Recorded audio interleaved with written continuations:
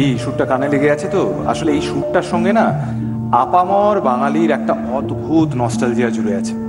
আসলে টিভি সবার আপনজন, আমাদের তো ছোট পর্দা থেকেই বড় হয়ে ওঠা। কত কিছুর সাক্ষী এই দূরদর্শন। নাচ, গান, তথ্যচিত্র, খবর, খেলা, সিরিয়াল, ঘরে ঘরে টেলিভিশন করছে কামাল। তারপর এগুলো দিন, বদলালো চেহারা। নব থেকে এলো রিমোট কন্ট্রোল, সাদা কালো থেকে হলো রঙিন। কলকাতা দূরদর্শন থেকে হলো DD7, ডিডি বাংলা।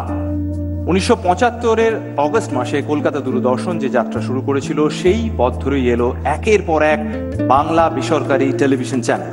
তথ্য আর বিনোদনের যুগলবন্দিতে বাংলার ঘরে ঘরে অতিথি থেকে বন্ধু হয়ে 50-এ পা দিল বাংলা টেলিভিশন।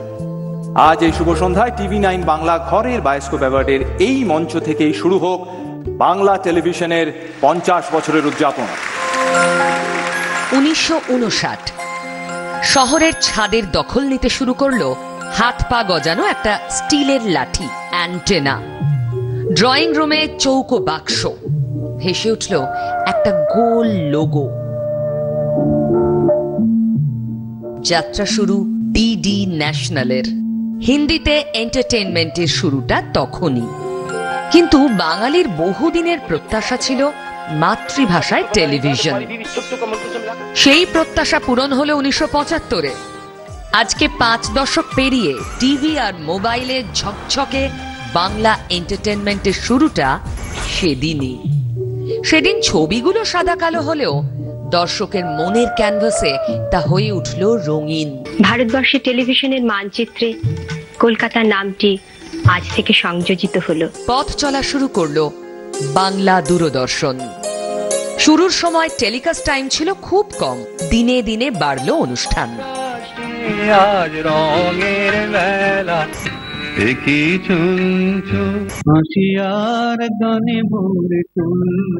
কাগজের পাতা ছেড়ে খবর বেরিয়ে এলো টিভির পর্দায়।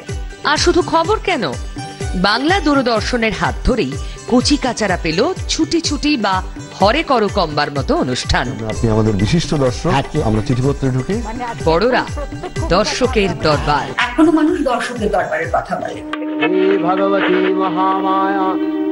যে বাঙালির কাছে আজও মহালয়া মানে বীরেন্দ্র কৃষ্ণ ভদ্রের গলা, সেই বাঙালি বেতারের পাশাপাশি পেল টেলিভিশনের মহালয়া। চেনা শিল্পীদের অচেনা দিকও উঠে এলো এক্সক্লুসিভ ইন্টারভিউতে। I think of myself primarily as a storyteller, as a maker of fiction films. Bengali live দেখলো পেলেকে। বাংলা দূরদর্শনের হাত ধরে এলো সাংস্কৃতিক অনুষ্ঠানের এক নতুন জোয়ার। শুধু গানের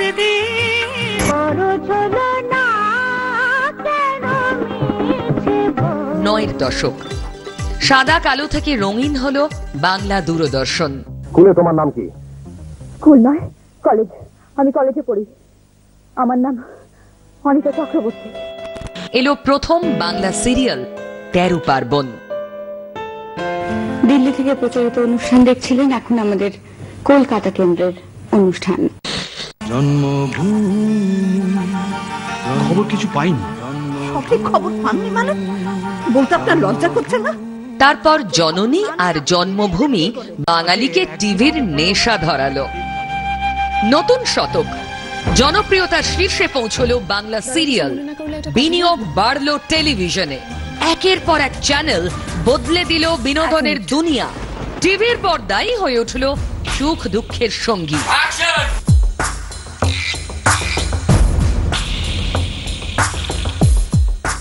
অ্যান্টেনা থেকে কেবল, তারপর ডিশ হয়ে স্মার্ট হলো টেলিভিশন। এখন সে হাতের মুঠোয়। বাধা ধরা সময়ের বাধা ভেঙে যে কোনো সময় শো টাইম।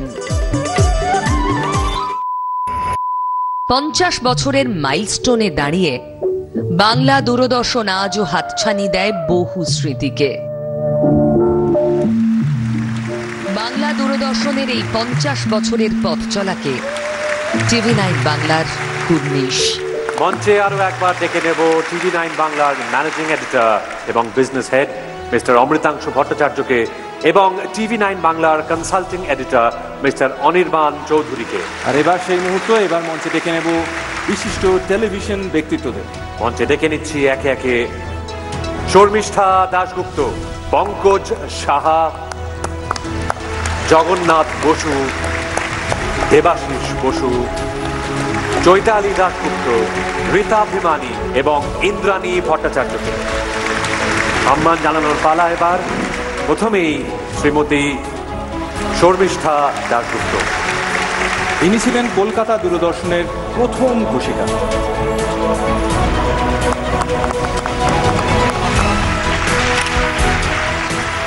এরপর শ্রী পঙ্কজ সাহা, দর্শকের দরবারে সেই বিখ্যাত সঞ্চালক এবং কলকাতা দূরদর্শনের প্রথম কর্মী। পরে তিনি 3টি স্টেশন ডিরেক্টরের দায়িত্ব পালন করেছেন।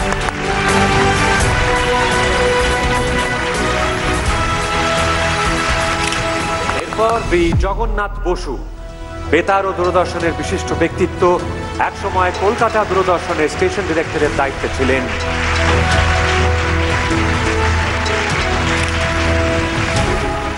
এবার শ্রী দেবাশিস বসু, আকাশবাণী ও দূরদর্শনের বিশিষ্ট সঞ্চালক এবং ঘোষক। এরপর শ্রীমতী চৈতালি দাশগুপ্ত, দূরদর্শনের জনপ্রিয় সঞ্চালক, যার সঞ্চালনায় দূরদর্শনে একবারে সাড়া ফেলে দিয়েছে।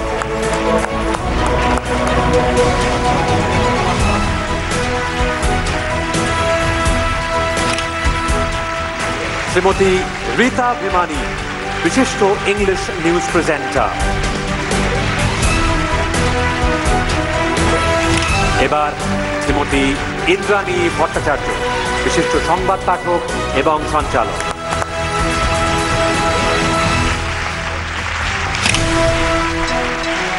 আমরা যারা একসঙ্গে একটা অসমাপ্ত স্টুডিওর বাইরে দাঁড় করিয়ে রাখা অভিভ্যানের ভেতরে বসে 1975 সালের 9 আগস্ট বাংলার এবং তথা পূর্ব ভারতের প্রথম টেলিভিশনের কাজ শুরু করেছিলাম, তাদের সকলের পক্ষ থেকে TV9-এর দেয়া এই ভালোবাসার সম্মান আমি গ্রহণ করলাম এবং আমি কৃতজ্ঞতা জানাচ্ছি TV9-কে, যে দূরদর্শনের পর যে সমস্ত প্রাইভেট চ্যানেল এসেছে তার একটা নতুন দিগন্ত তাদের প্রতিভা দিয়ে স্থাপন করেছে। সেই জন্যে তাদেরকে আমি কুর্নিশ জানাই দূরদর্শনের পুরনো সবার পক্ষ থেকে। এই বৃদ্ধের কুর্নিশ, এই বৃদ্ধের অভিনন্দন, নমস্কার। মঞ্চে এই মুহূর্তে যারা যারা আছেন তাদেরকে সম্মান জানাতে পেরে আমরা সকলে সম্মানিত বোধ করছি। অসংখ্য অসংখ্য ধন্যবাদ, প্রণাম আপনাদের সকলকে। আপনারা আজকে যেই অনুষ্ঠানে উপস্থিত আছেন সেই জন্য আরও একবার আপনাদের সকলকে প্রণাম জানাই, ধন্যবাদ জানাই। Thank you very much.